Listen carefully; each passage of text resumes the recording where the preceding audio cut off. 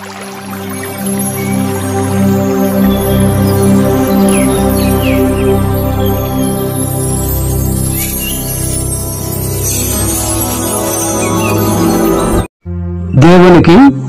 మహిమ కలుగునుగాక. ఈరోజు బైబిలు నందు గల పదాలు వాటి అర్థాలు తెలియచెప్పాలని ఆశపడుతున్నాను. పదాలు వాటి అర్థాలు రెఫరెన్స్తో సహా చెప్పాలని ఆశపడుతున్నాను. యేసు అనే పదమునకు అర్థము రక్షకుడు.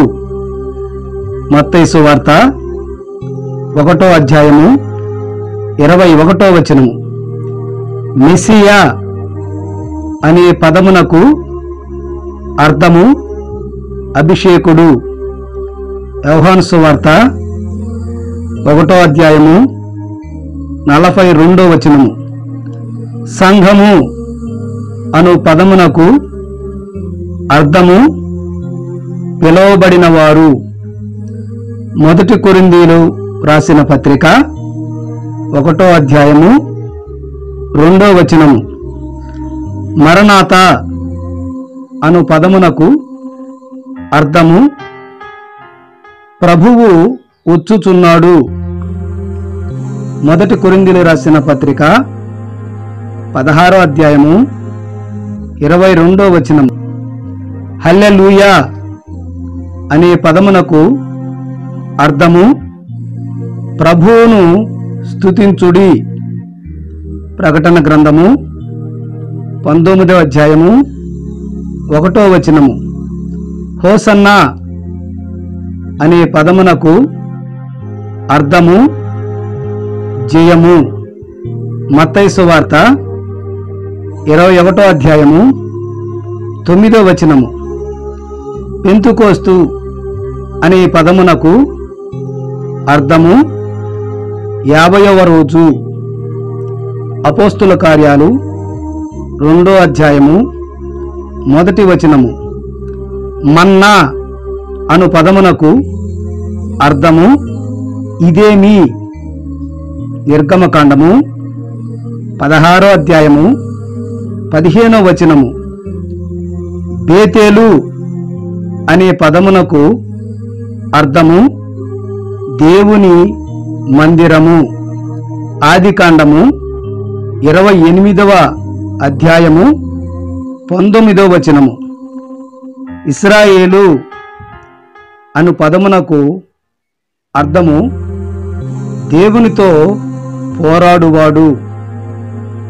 ఆదికాండము 32వ అధ్యాయము 28వ వచనము. నాజీరు అనే పదమునకు అర్థము ప్రత్యేకముగా ఉండుట. సంఖ్యాకాండము 6వ అధ్యాయము 2వ వచనము. బెరాకా అనే పదమునకు అర్థము స్తుతి మరియు ఆశీర్వాదము.